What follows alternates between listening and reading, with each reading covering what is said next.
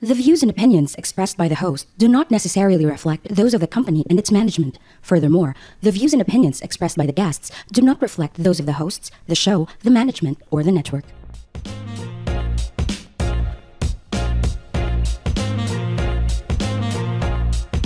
Hey, what's up? Welcome to Bloomer Babe Podcast. This is your host, Katie. Welcome to the podcast about my life, current news, lifestyle, millennial struggles, and anything under the sun. So if that sounds like your jam, please stick around. I know, anything under the sun, pero currently, while I am recording this, umuulan. It's a Monday.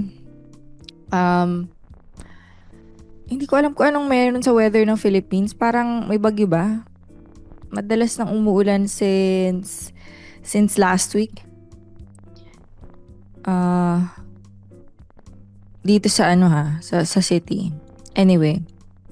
So, for today's episode, I wanted to talk about my transition from from corporate job to freelancing.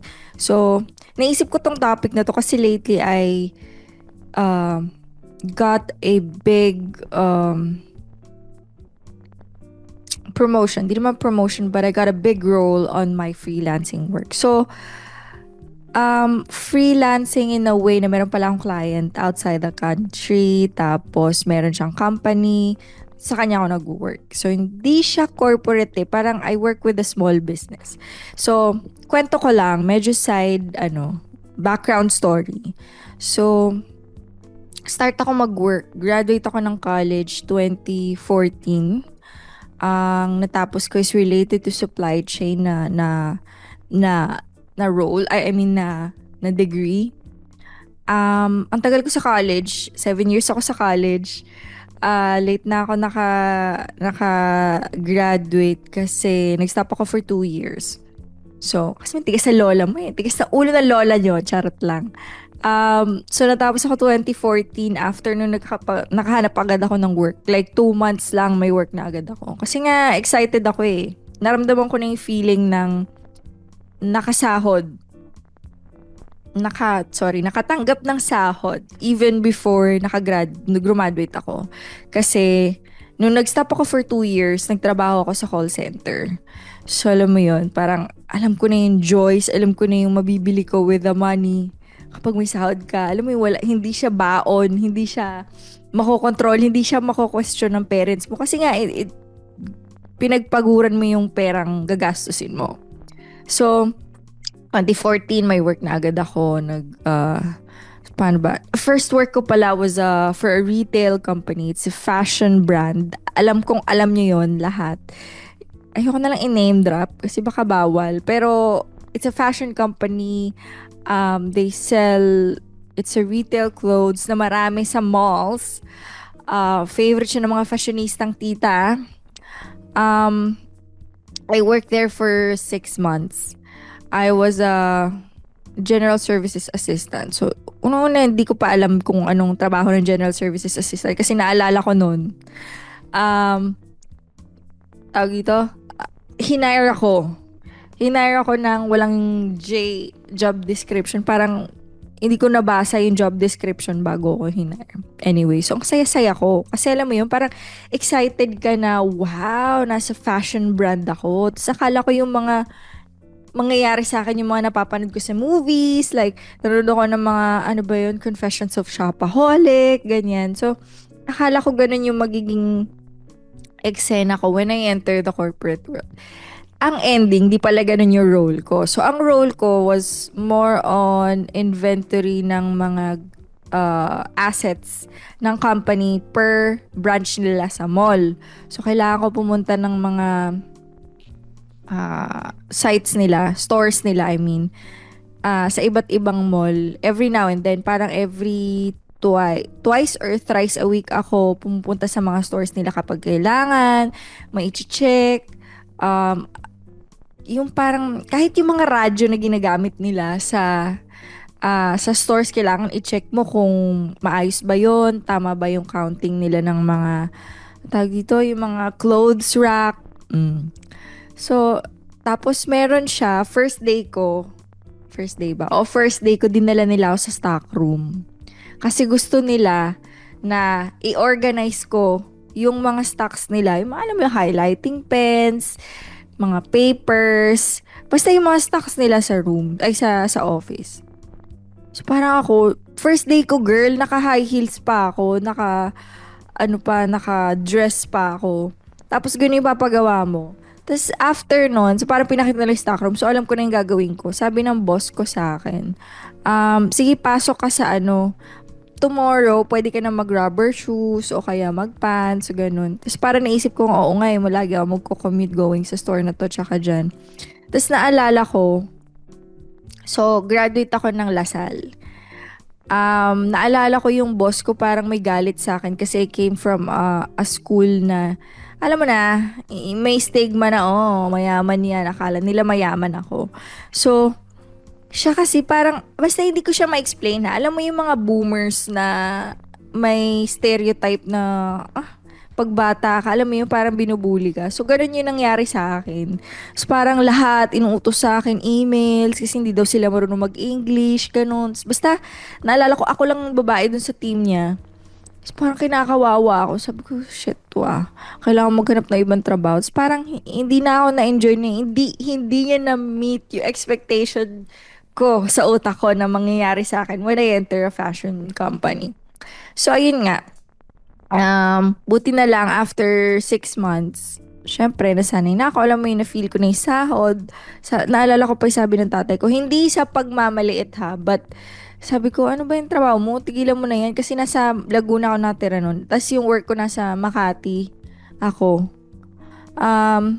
Saan ba siya? Basta Makati area eh. Sa may Enzo building.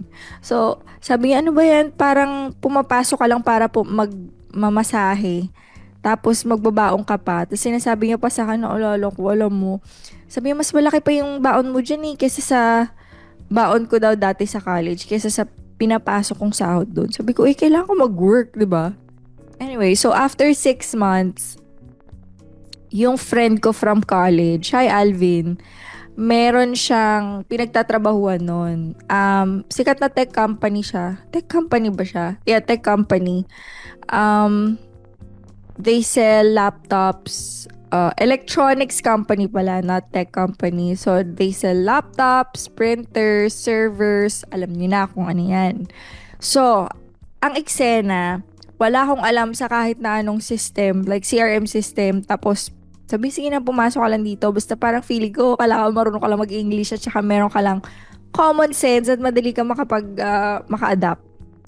So, after nun, nag-apply ako, tapos natanggap ako. Parang isang interview lang. Buti na lang talaga napasok ko ni Alvin dun. Anyway, ang problema ko lang, taga Laguna ako. Tapos, ang trabaho ko nasa QC. As in, dulo ng MRT, girl. So, araw-araw, ganun din yung biyahe ko, ganun haggard.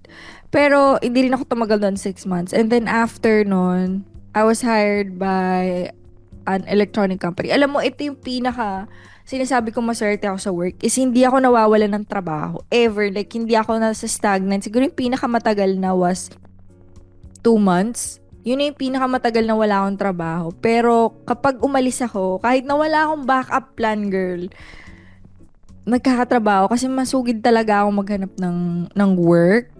Pagka ayoko na, aalis ako sa'yo. Ayoko masistress. Anyway, so, inapasok kong company, I stayed there for 6 years. Ang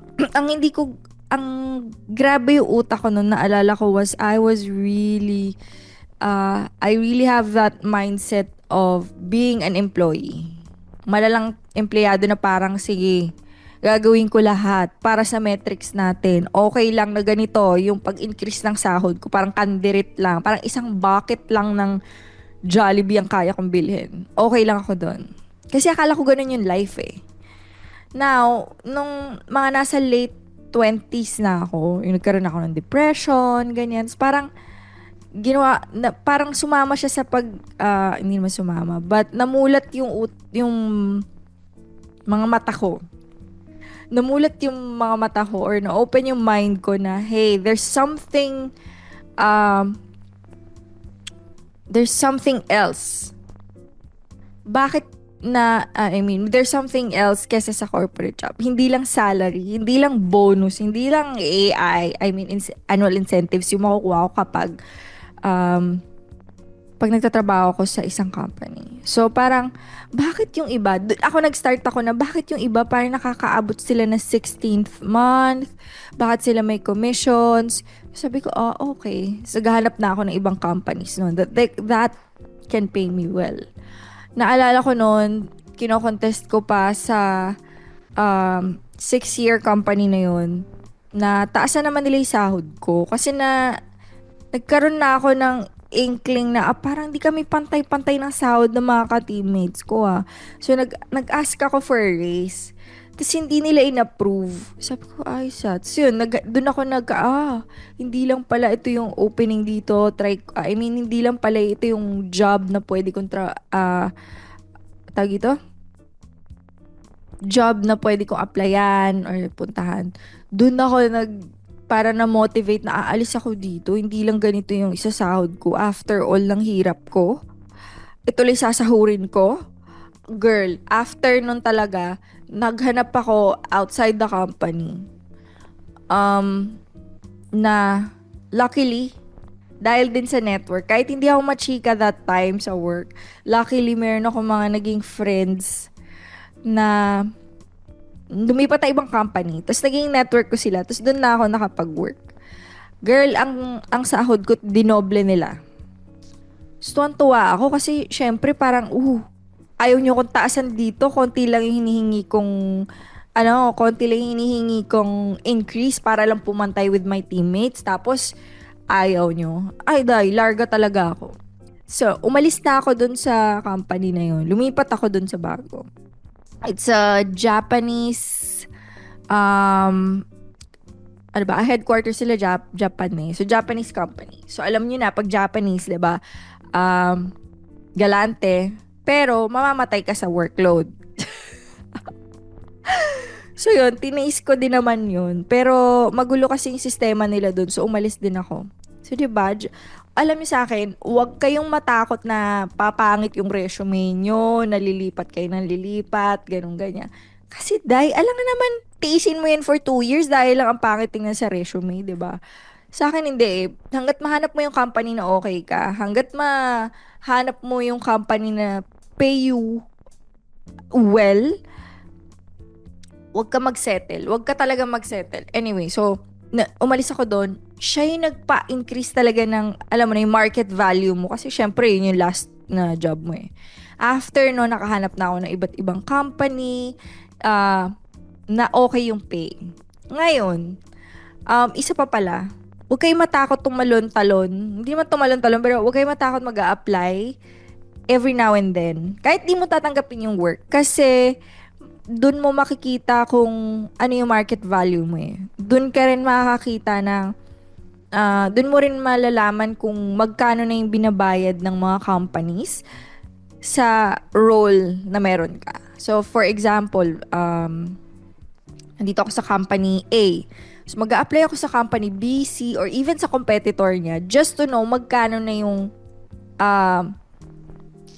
yung binabayad nila sa mga ganitong trabaho. Gets mo? Anyway, so, ayun. After nun, basta wag ka rin matakot pala na mag-apply, pumasok sa ibang company kasi doon ako natuto ng maraming skills. Yung mga nagstay sa company na yon, sinasabi kong 6 years ako. Yun lang ang alam nila. Naalala ko, minit ko pa isa kong friend after a few years. Tapos, ang sabi niya sa akin na, Karen, ano ba talagang gusto mo? Like, friends ko sila, like, ano ba talagang gusto mo? Bakit hindi ka mapirme sa isang company? Parang ganun. So, sabi ko, oo nga, no. Parang, I thought that time, ako pa talaga yung may problema sa utak. Charot. Ako pa talaga yung may problema. Kasi, hindi nga ako mapakali eh. Parang, gusto ko lumipat sa isang company, gusto ko lumipat. So, parang, tas siya, hanggang ngayon, nandun pa rin siya. So, parang sa akin, okay, may advantage yun. Maybe he is getting ready for his retirement. Alam na, yung pag nag-iipon ng years, may retirement ka na fund. But, napaka-safe nun para sa akin na Hindi ka aalis dyan. Ayaw mo matuto ng ibang skill. Ayaw mong, alam mo yun, magkano lang yun, dahil magkano lang increase mo, magkano lang yung retirement fund. Hindi mo alam kung anong meron pa doon sa job market na baka titriplehin niya pa yung retirement fund mo or yung mga AI incentives mo. Anyway, so, ayun nga. Akala ko that time ako yung may mali. Yun pala, hindi, charot lang. Hindi naman yun pala. But then I figured out na tama pala yung decision ko. Kasi, hindi ako mapupunta sa sitwasyon na to dahil hindi ako lumipat-lipat ng company. Dahil hindi ako natuto ng iba't ibang skills. Skills also, consider din yung if you know how to use a system. Ngayon, sa mga previous company ko, we were using SAP. Masyadong technical pero it's a CRM. It's a tool used by big companies para sa inventory, finance, order management, lahat, transportation. Anyway, medyo supply chain to ha. Yun lang yung alam kong tool. But, dahil lumipat-lipat ako sa ibang company, trinay kong matuto ng iba't ibang, alam mo yun, iba't ibang industry, iba't ibang role or function dun sa industry na meron ako. Nalaman ko siya lahat. I may be a generalist kasi alam ko na siya from end to end.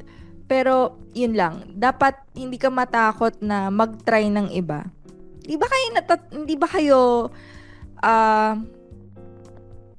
hindi nyo ba naiisip minsan na baka pagsisihan ko to sa huli na hindi ako umalis sa sitwasyon ko ngayon? Gets mo yun? Yun yung laging motivation ko sa anything na ginagawa kong goal or ginagawa ko sa buhay ko is ayokong ma-stuck sa kung ano meron ako. Hindi naman sa kung anong ma-stuck ako, but wala akong growth. Wala nangyari sa akin. Yun yung pinaka-fear ko na hindi ako nag-grow, wala akong na-develop, wala akong, ganito pa rin ako since last year. Yun siguro isa sa motivation ko after nung umalis ako sa 6-year na company na yun. Hindi lang pala ganito yung mundo. Anyway, so, palipat-lipat na ako. And then, up to a point na, syempre, ang dami ko nang alam. Hindi naman alam. Pero sa work ko marami na akong naiintindihan, marami na akong experience ba. Umabot ako sa role na ang dami ko na talagang ginagawa. Like, end-to-end. Yung workload. Eto pa. Yung last kong company from a corporate job, hindi pala, second to the last company, was, alam mo yung mga old school na companies on where, pumasok ka dito ka na mamamatay. Hindi, charot. Hindi, dito ka na magre-retire.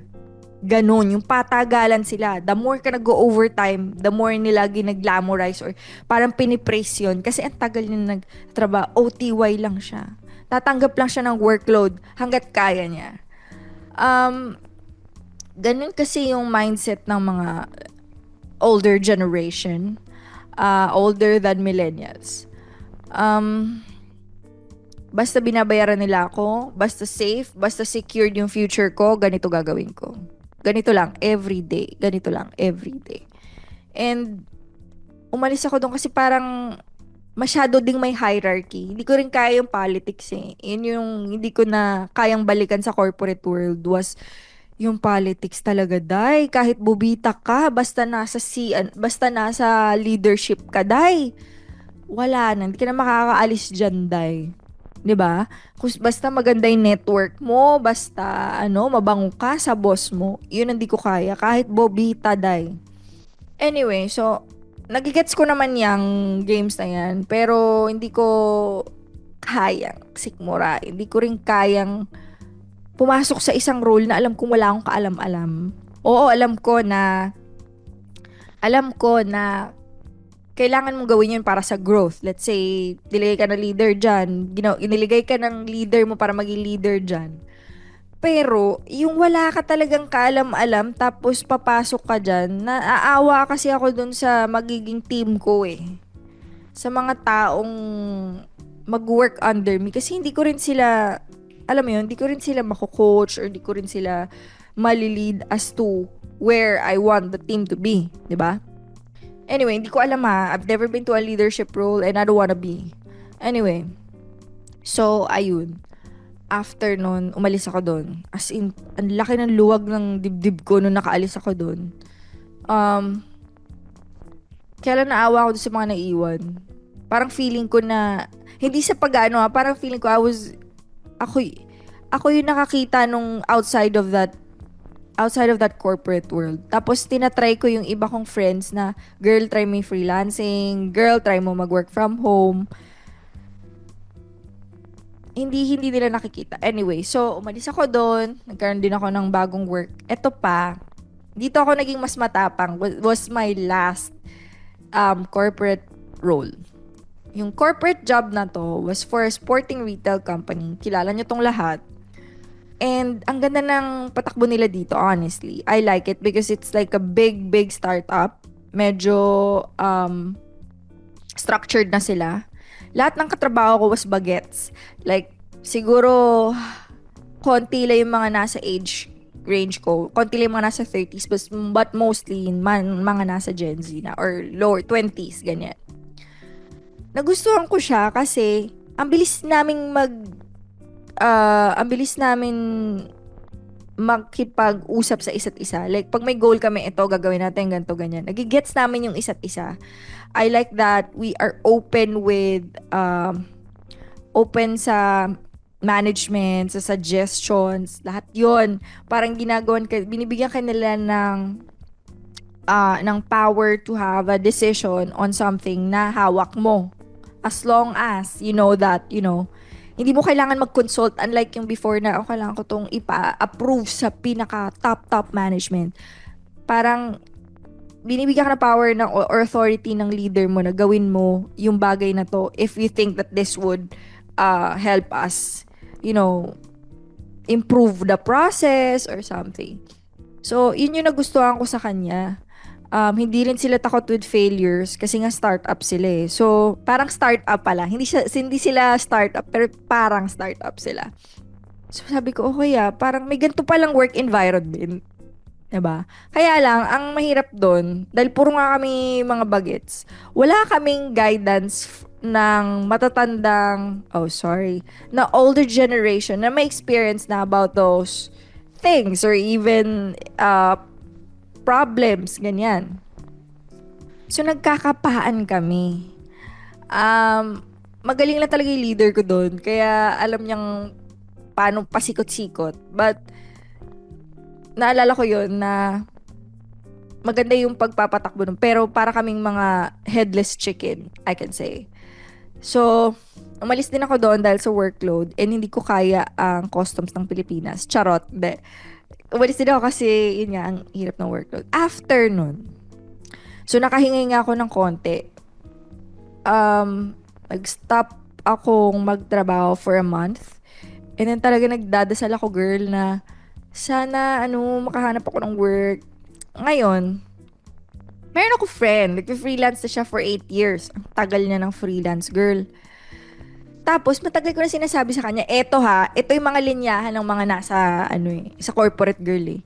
Pag nalaman nilang work from home ka, freelance ka, VA ka, sasabihin nila, uy, pasok mo naman ako dyan kahit part-time. Tutulungan mo siya, syempre. Dito ko napipikon eh. Tutulungan mo siya, set-upan mo siya ng profile. Tapos, ang gusto niya, ako yung maghahanap ng work sa kanya. Kulang na lang ako yung mag-apply para sa kanya. Ang hindi siguro kasi nila naintindihan that time. Kahit ako ganito rin yung thinking ko noon nung nasa corporate ako na para siyang yung traditional na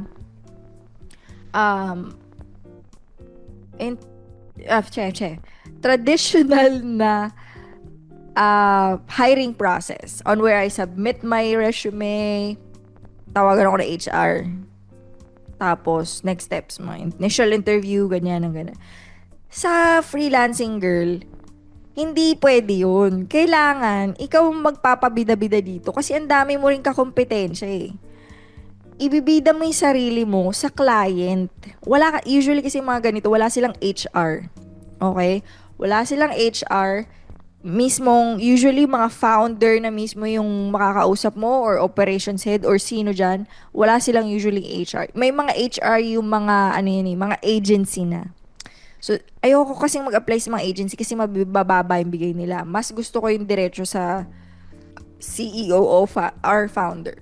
So anyway, kailangan magpabida-bida ka. Like, ganda mo yung resume mo. Talaga, isu-showcase mo yung skills mo sa kanila. Kung ano yung nahanap nila, yun yung gagawin mong cover letter. As in, lahat ng in-applyan ko noon, alala ko, talagang kino-customize ko yung cover letter ko to match kung ano yung nahanap ng client ko. So, 1 month akong naghanap. Naalala ko, natutulala na ako. Nandun ako sa coffee shop saan ba to? Sa Daang Hari. Miss ko yung spot na yon, yung, ano bang coffee shop yun? Yung parang fairy tale yung theme niya. Na ang mahal-mahal ng kape. Tapos, parang 1 hour or 2 hours ka lang pwedeng stay doon. Kasi yung internet nga. Anyway. So, andun. Tapos, after, I think, 3 weeks ako nag-a-apply. Nagkakaroon ako ng mga interviews. Kasi wala pang laman yung freelancing profile ko nun sa Upwork eh. Tapos, syempre, wala ka pang kredibilidad sa mga client. Kasi nga, wala ka pa experience na may post dun eh. Wala kang reviews from other clients na magaling ka or basta, wala silang feedback about you.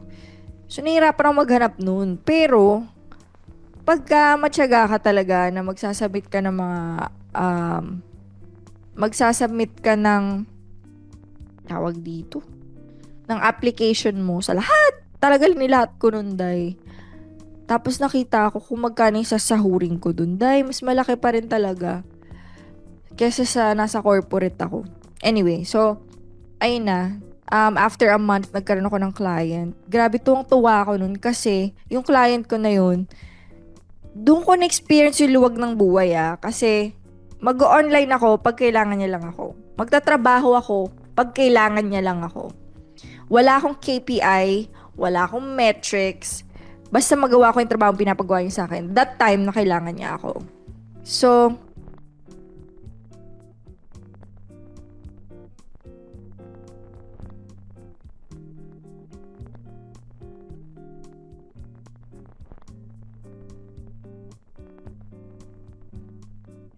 ayun. So, anyway, sorry.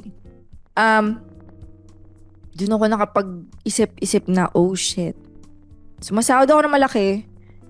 Ganito yung ginagawa ko. Ang tungtong talaga ako nun. Sabi ko, why not gawin ko yung mga bagay na gusto kong gawin when I was still in corporate na gusto ko mag-travel, gusto ko mag-pilates, gusto ko bumili ng ganito, mag-study ng Spanish. Naalala ko, Diyos ko, nung kasa-start ko lang. So, nagawa ko yung mga bagay na gusto ko nung nag-start na ako mag-work doon. Ang laki pa ng sahod ko doon. Hindi naman sa pero mas malaki siya compared doon sa natatanggap ko sa corporate. And then, tumanggap na ako ng part-time. So, mas malaki pa yung sahod ko. So, nata-travel ako, dala ko yung laptop ko. Pero, alam mo yun, wala akong ginagawa. Like, ikot lang ako, ganyan. Anyway, so nag-start ako ng ganun. Hanggang sa sabi ko, medyo parang boring na. Maghanap na ako ng ibang work. I mean, yung parang full-time job. So, doon na nag-start yung nagkaroon ako ng client na regular. Ganun. So, anyway, lumalayo na pala ako sa kwento ko. So, yun yung reason ko ba't ako umalis from corporate is pagod na pagod ako, ganito lang yung sahod ko, winawaldas pa ng mga nepo babies yung tax ko, charot. Tapos, wala pa akong ganun ka freedom.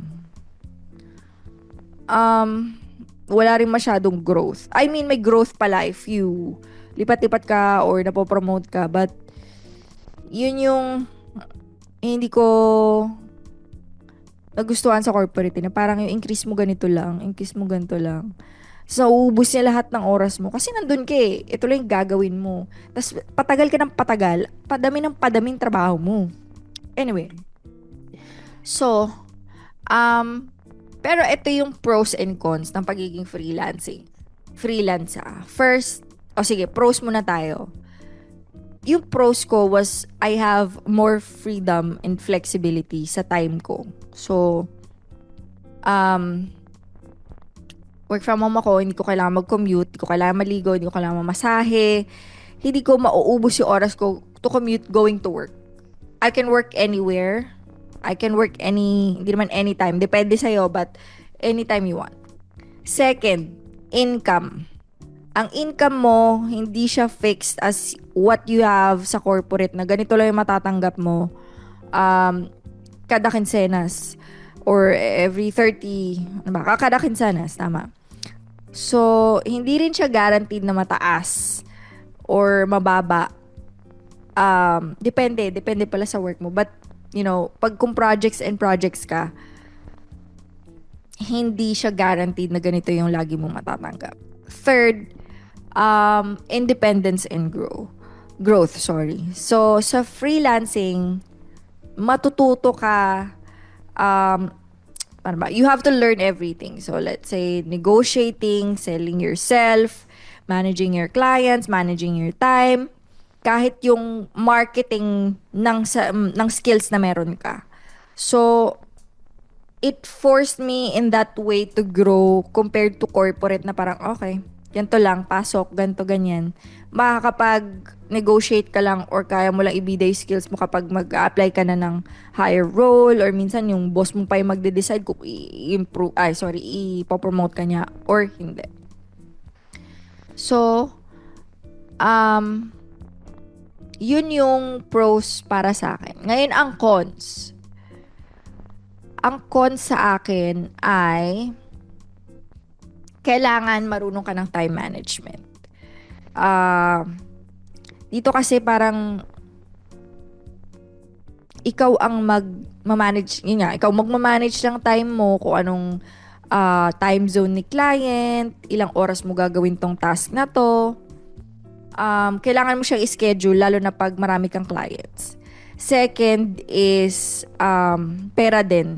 Yun nga, yung kasama siya sa pros, 'di ba, na mas mataas yung matatanggap mo. Pero syempre, hindi rin all the time na ganun yung matatanggap mo. So, marunong ka dapat mag-manage din ng pera mo. Mag-save ka for the days na wala kang trabaho.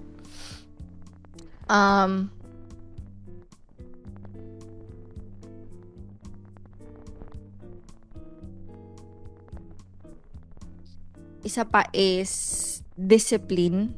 Kailangan disiplinado ka. Schedule nga yung mga kailangan mong gawin.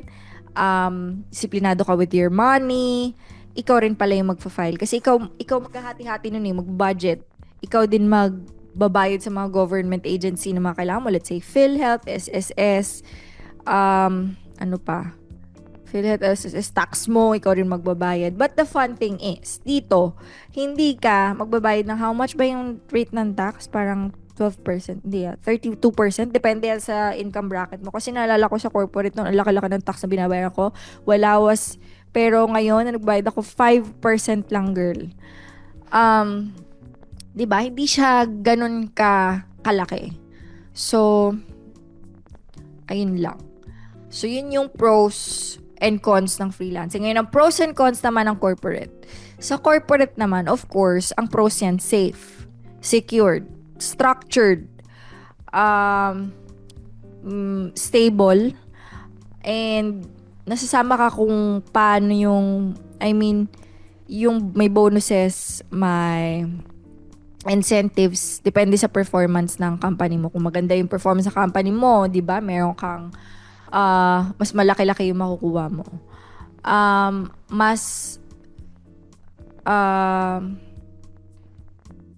Meron kang community pala. Meron kang mga ka-work.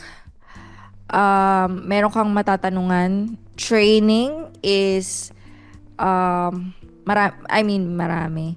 Meron talagang training kasi nga meron tawag dito structured. So may training kapag pumasok ka, may mga knowledge, tawag dito? Meron silang mga knowledge base. Lahat ng department, lahat ng kailangan mo meron sila. Unlike kapag sa freelancing ka, medyo mas risky. Minsan nga wala pa akong training, pasok ka dyan, ikaw na mag-aaral kung paano mo siya gagawin. Minsan umalis na yung last na empleyado, tapos ikaw na yung papasok. Tapos aralin mo siya on the go. Gets mo yun? Pero I like it kasi alam mo, mas challenging. Mas marami kang matututunan. So, ayun lang. Ito na lang. Tips for, itong podcast episode na to pala is for the tips to transition corporate to freelancing. So, may mga friends kasi ako na nagtatanong sa akin, paano ka napunta dyan? Paano ka, tulungan mo naman ako, i-refer mo naman ako. So, ito na yun, girl. Ito na lang yung tips na may bibigay ko sa'yo. Honestly, ang gusto ko lang talaga is, alam ko kasi mga friends kong yun, stress na stress sila. And gusto kong ma-feel nila yung gaan ng life, kung gaano ka flexible, kung gaano ka kung how much freedom that you have when you are freelancing. Gusto kong maging relax sila kahit papaano, kahit 1 or 2 years lang i-try nila. Wala namang mawawala, girl, lalo na kung bata-bata ka pa, 'di ba? Why not i-try mo? Ako, sabi ko nga, ita-try ko lang to for a year. Ayoko nang bumalik. Di ko na kayang bumalik sa corporate. Anyway, so, ayun lang. I hope lang sana na ma-experience nila. Okay, so first, tagal ko na palang chumichika. So, first is start as a side hustle. So, kung nasa corporate world ka pa, or nasa corporate job ka pa, huwag kang mag-resign agad. So, try mo muna yung freelancing habang nasa corporate ka pa. That way, meron kang safety net. So, ang ginawa ko na naalala ko was I was still working dun sa sporting, I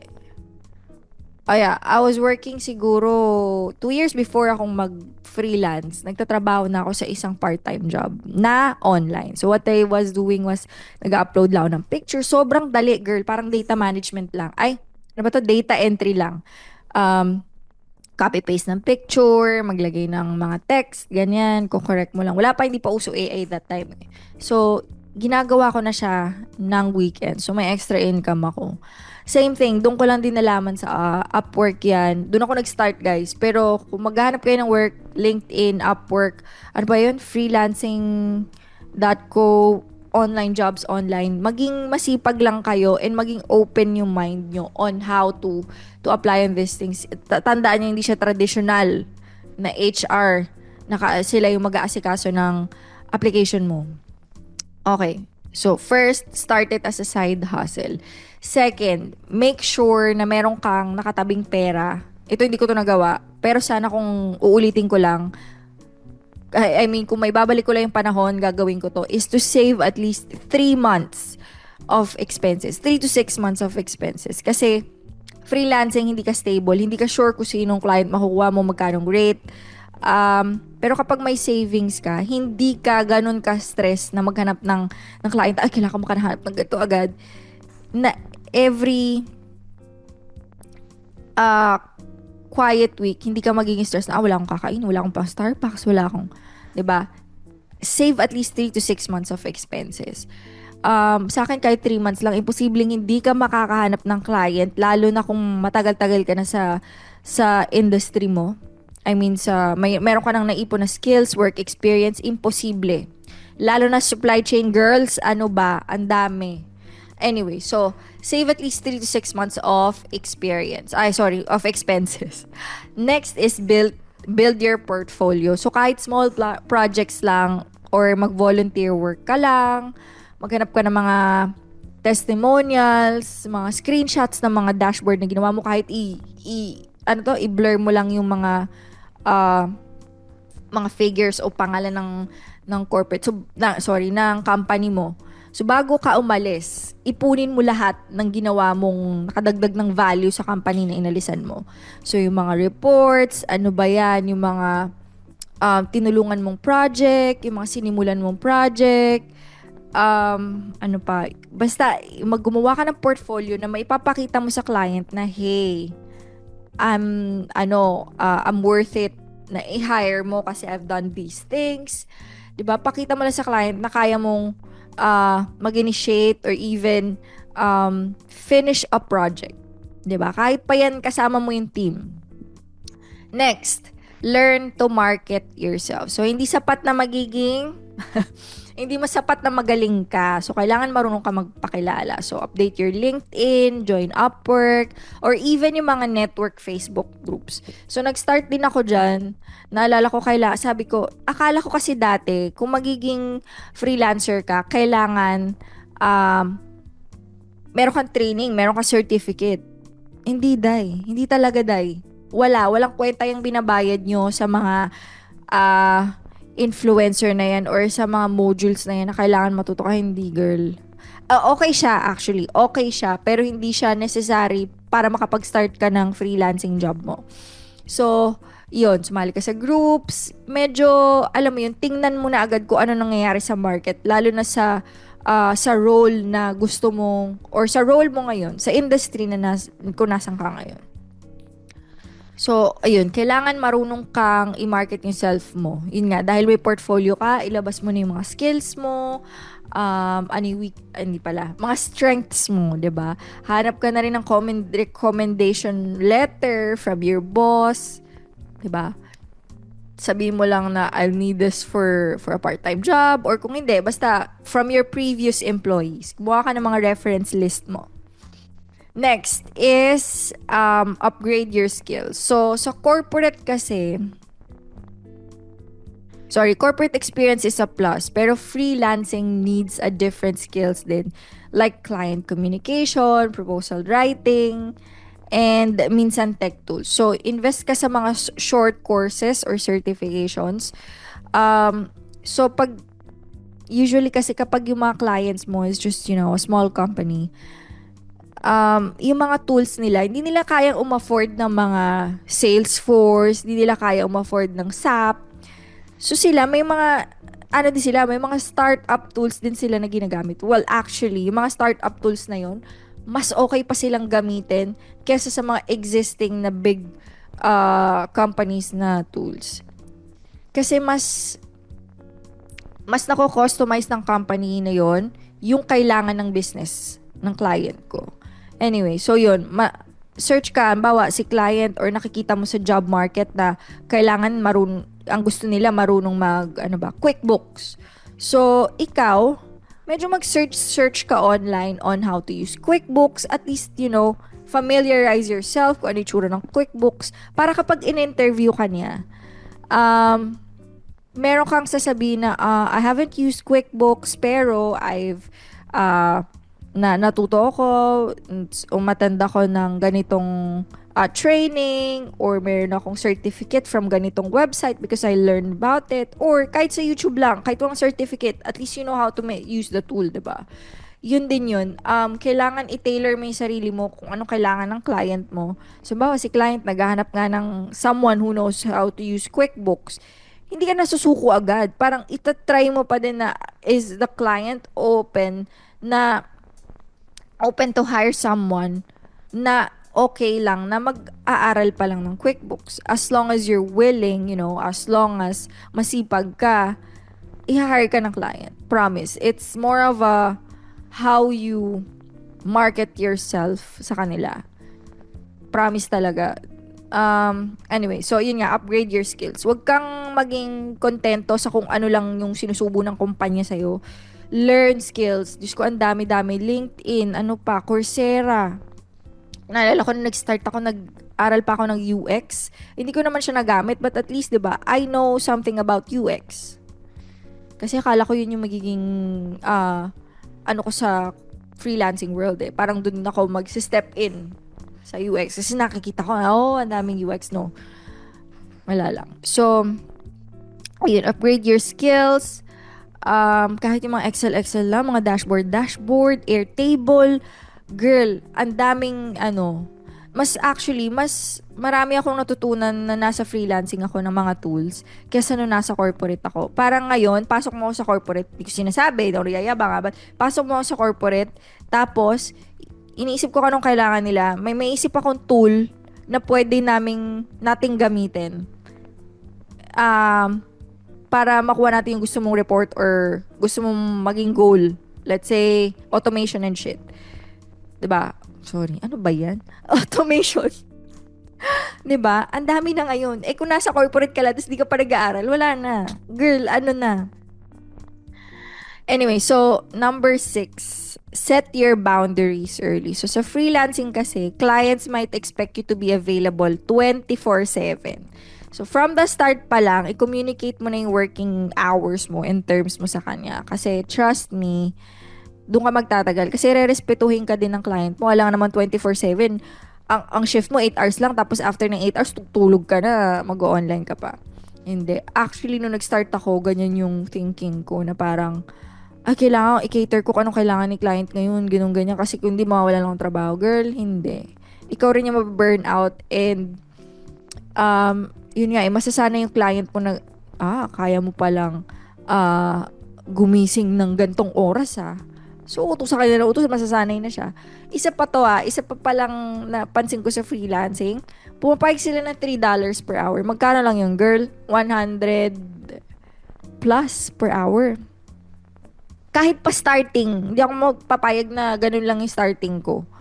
So, the more kasi na nakikita ng mga clients na, may pumapayag pala sa Philippines ng $3 So, ngayon offer ko lang sa job post ko, $3. Tapos yung mga Pinoy naman, magkukumahog, agawan para sa post ng $3. Why not make it like as a benchmark to yourself na I'll start pero $6 or $5 yung starting point ko. Bahala kayong magkandara pa sa $3 na yan. Kasi ikaw din mababurnout Kaya ka nga umalis sa corporate para, 'di ba? Maging maluwag ang life mo. Anyway, so 6. Yun na yung 6 and then 7. Importante talaga to, girl. Have patience. So, hindi kasi agad-agad magiging stable yun Kahit nga sa pag-a-apply ng work, ang dami kong friends na nagtatry, ganyan, hindi nila alam kung gaano kahirap din mag-apply. Kung gaano kadaming submission or application yung sinend ko bago ako nakahanap ng kliyente. So, first 6 months usually hindi yan stable Medyo trial and error. Pero once na may momentum ka na, once na may profile ka na may papakita sa client, portfolio na may papakita sa client, doon na madali yung life Minsan nga ako na hinahanap ng client Nandun na lang sa Upwork. Naka-post na lang dyan. Sila na yung magsasend ng interview invitation sa'yo. So, wag kang mawala ng pag-asa. Pag nag-send ka ng 1, 2, 3, sinasabi mo agad na wala na. Girl, wala. Hindi kailangan ikaw talaga magpabida-bida. Ngayon, kung ganun yung iniisip mo na, sinabit ko, di naman pinansin ng client. Wala, girl. Yun lang. Number 1 point, hindi siya same as traditional hiring. Tandaan nyo, ikaw ang magpapabida sa sarili mo. Which is okay, diba? Ito yung skills ko. Hindi lang dahil sa ganito yung tingin ng HR sa akin, kaya ako tatanggapin. Right? Diba? So, also, ikaw yung magdidictate kung magkano na yung rate mo. Diba? Kung paano kung $20 ka na pala dahil sa skill set na meron ka. Kung sa corporate, 2 bucket ng Jollibee lang yung i-increase ng sahod mo. Anyway, so, ayun lang. Sana, may natutunan kayo sa episode na to and huwag kayong matakot na mag-try ng freelancing. Lalo na sa mga bagets pa, sa mga 20s, 30s, 40s even.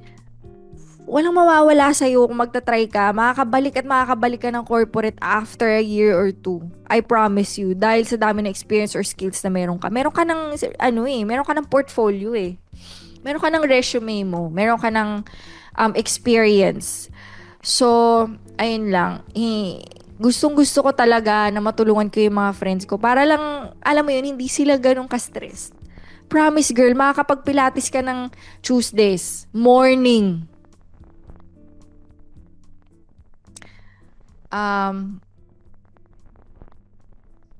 Ayun lang. So, for websites, actually, naging successful lang ako sa Upwork and LinkedIn online job. So, yun lang. Actually, 3 lang. Pero ang dami-daming freelancing websites na pwede kang makapag-apply ng work. Meron din Fiverr. Parang per project siya. So, mas, parang after a project, babayaran ka na agad nila. milestones ang tawag nila yata dun. Anyway, so ayun lang. Alright, so for today's episode, that's it for today's episode. We talked about the lessons I learned from both corporate and freelance and some tips, and I hope you learned something from it. So remember, there's no one fits all answer sa mga ganitong bagay. What matters is kung ano ang bagay sa season mo right now. And whether you're thriving for a corporate or building your own empire in freelancing, both paths can teach you so much. Teach you so much and magiging successful ka if you really put in the hard work. So, if you've enjoyed this episode, don't forget to follow and subscribe my Spotify account, YouTube, and Apple Podcast. You can share it to your friends na nag-iisip na umalis sa corporate world or wanna try freelancing out.